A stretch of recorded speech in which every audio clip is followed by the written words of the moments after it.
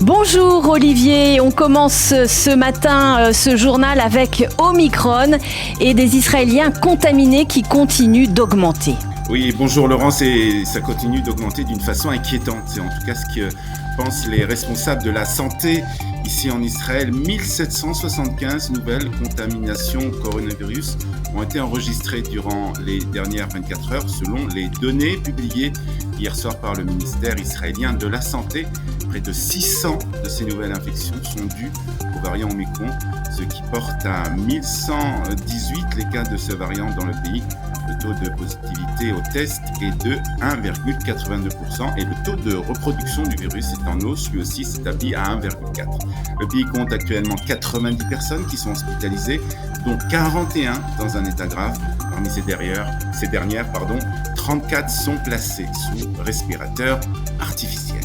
Et en raison du nombre important de contaminations chez les enfants, il est question d'un retour à l'enseignement à distance, Olivier ? Oui, Laurence, le Zoom est de retour. C'est en tout cas ce que pense le ministère de la Santé et c'est ce que demande surtout le ministère de la Santé. Retour à l'enseignement à distance dans les villes rouges, c'est-à-dire les villes où le taux de reproduction du virus est important.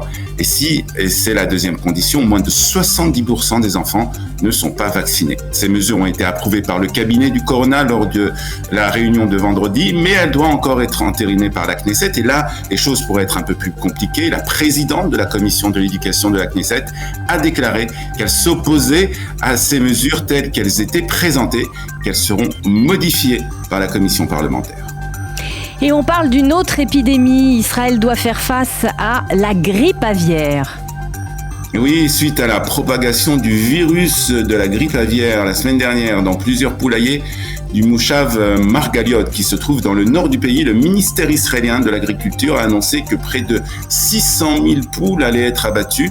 Le ministère a également précisé que les poulaillers infectés avaient d'ores et déjà été isolés et que la commercialisation des œufs provenant de ces élevages avait été arrêtée. Des mesures aussi de précaution en outre ont été prises afin d'éviter que les infections ne se propagent sur l'ensemble du territoire. Cette épidémie de grippe aviaire fait craindre une pénurie d'œufs dans le pays. Le ministère de l'Agriculture a donc annoncé que les quotas d'importation d'œufs allaient être modifiés pour faire face à cette situation. Et on parle sécurité à présent avec de nouvelles violences en Judée-Samarie. Un soldat israélien a été légèrement blessé hier au cours d'émeutes entre des forces de l'ordre israéliennes et des Palestiniens, des émeutes qui ont éclaté donc hier soir près du village de Bourka en Samarie, impliquant environ 150 Palestiniens qui ont brûlé des pneus et jeté des pierres sur les forces de sécurité. Les soldats de Tsahal ont aussi riposté en utilisant des moyens de dispersion. Le porte-parole de l'armée a indiqué qu'un émeutier qui s'apprêtait donc à lancer un cocktail Molotov sur les forces israéliennes avait été blessé par balle un peu plus tôt.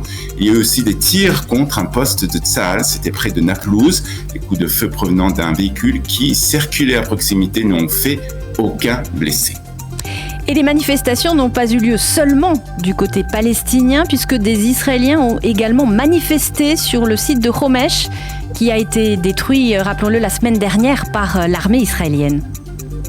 En effet, des Israéliens qui ont essayé de se rendre hier soir à Homesh, cet avant-poste illégal qui avait été détruit donc vendredi par l'armée israélienne. Mais l'armée israélienne a bloqué la route d'accès à Homesh et a déclaré que le secteur était zone militaire interdite. Des centaines de personnes venues donc pour manifester leur mécontentement ont dû rebrousser chemin. Les manifestations contre donc la destruction de Homesh et la politique du gouvernement en général ont eu lieu aussi dans plusieurs villes dans l'ensemble du pays. Nous reviendrons bien entendu sur ce sujet car il est à la une des quotidiens israéliens ce matin.